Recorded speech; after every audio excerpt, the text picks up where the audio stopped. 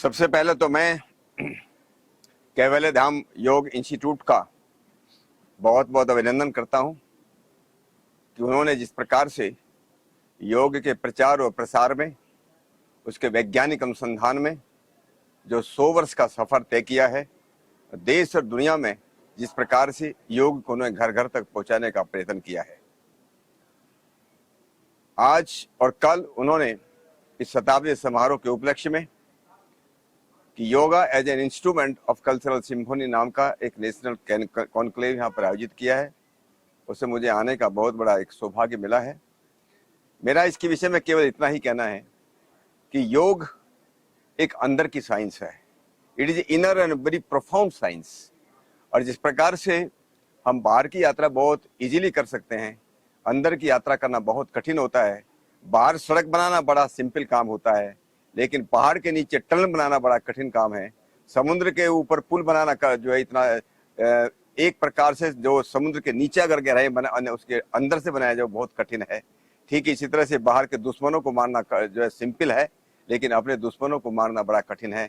इसलिए योग की जो शुरुआत होती है, योग अनुशासनम, अपने से शुरुआत उसकी योग की होती है, अनुशासन से होती है, अपने ऊपर कंट्रोल करने से होती है। इसलिए योग की परिभाषा पतंजलि महाराज ने जो की है, योगस्य चित्तवृत्ति निरोध है, अपने मन को रोकना, अपने मन को निरोध करना। जो फ्लक्चुएशंस ऑफ माइंड की जो बातें हैं, उसको हम किस प्रकार से कंट्रोल कर सकते हैं।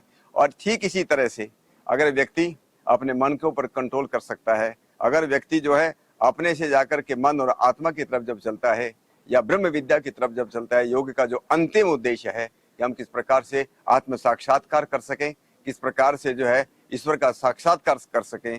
जो व्यक्ति इस विधा पर चलता है, इस रास्ते पर चलता है, वो अपने और पराये को के अंतर को भूल जाता है। जिस प्रकार से भगवान कृष्ण ने गीता के अंदर कहा है, सर्वभूतस्य आत्मानम सर्वभूतानि च आत्मनि इक्षते है योग युक्त आत्मा, यह सर्वत्र समदर्शन है। और सबको एक ही नजर से देखना शुरू करता है। इसलिए उसके यहाँ पर जो अलग अलग तरह की दुनिया के अंदर सैकड़ों और हजारों प्रकार की जो कल्चर्स हैं, उसको हम कह सकता हूँ, उनके अंदर एक सिंफोनी, एक समन्वय लाने का वो काम करता है। क्योंकि ये बाहरी बातों को देखता नहीं है, वो अंदर से देखता है। जिस प्रकार से अंदर ब्लड हमारा एक तरह का होता है, बाहर हम अलग अलग तरह के नजर आ सकते हैं। सारी दुनिया की सारी मानवता एक ही जाति के लोग हैं, उसको एक ही मानव जाति की दृष्टि से हमारा योग देखता है।